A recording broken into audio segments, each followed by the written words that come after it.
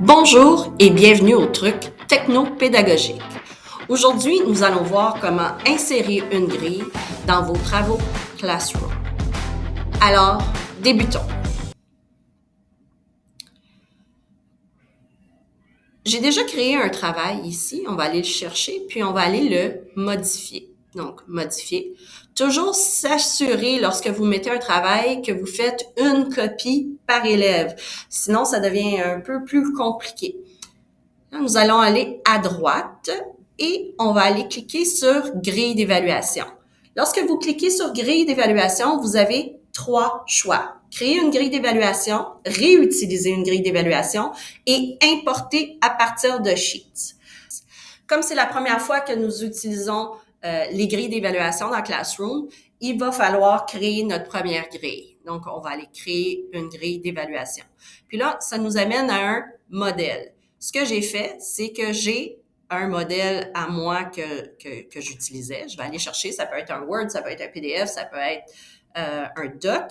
Puis là, on va faire du copier-coller. Et là, ça va nous amener à pouvoir remplir la grille. Donc, je vais mettre ça. Ensuite, je vais retourner dans mon travail. Je vais aller chercher la description de mon critère et je vais aller le mettre à l'intérieur. Ensuite, ça me dit, ben là, combien de points? Mais cette partie-là, c'est 5 points.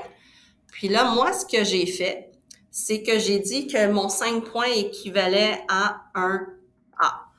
Puis là, je mettais, mais vous pouvez mettre un titre comme, par exemple, excellent, dépasse les attentes. Ça dépend exactement de vous.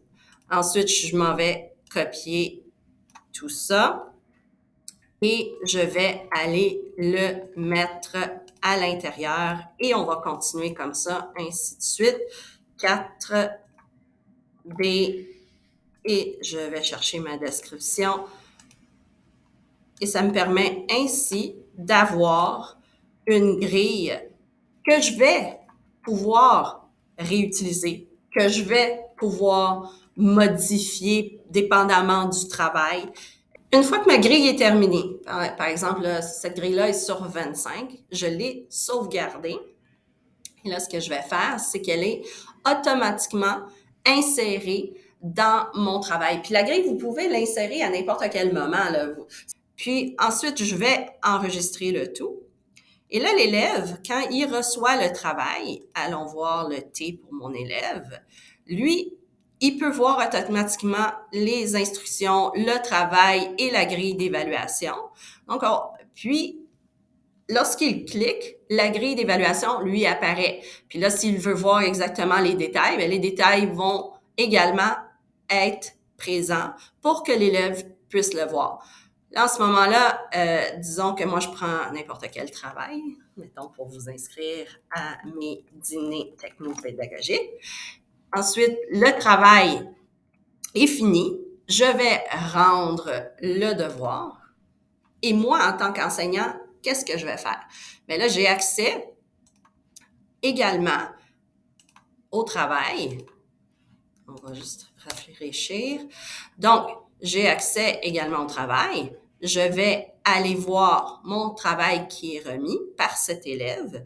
Je vais cliquer dessus et je vais pouvoir donner mes commentaires, donc écrire mes commentaires et également pouvoir évaluer. Donc, si je regarde, mon premier commentaire, c'était dans l'introduction, puis là, je me dis, je trouve que c'est un peu faible, donc je vais mettre un C. Donc,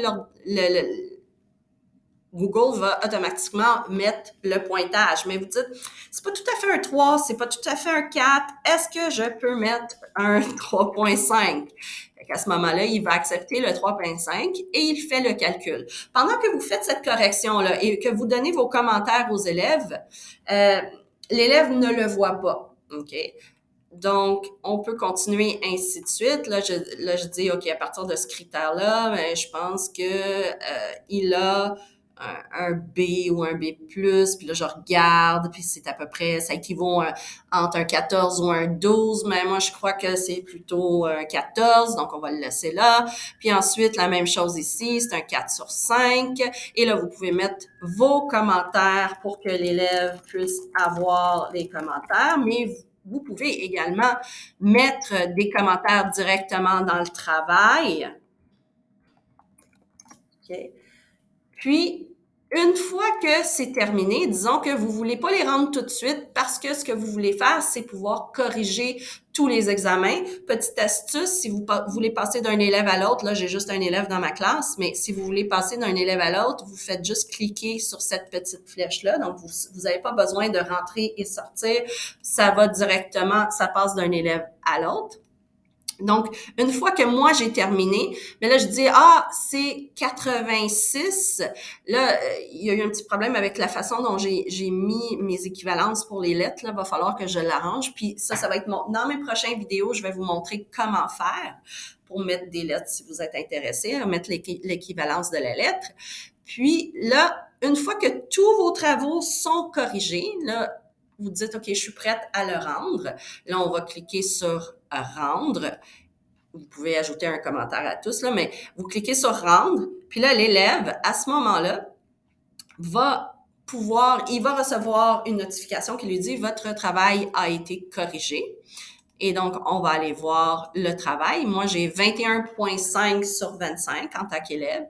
Là, je vais pouvoir voir qu'est-ce que j'ai fait. Donc, la grille d'évaluation est devant moi. Et je vais également, si je clique, je vais pouvoir voir dans une couleur différente mes commentaires.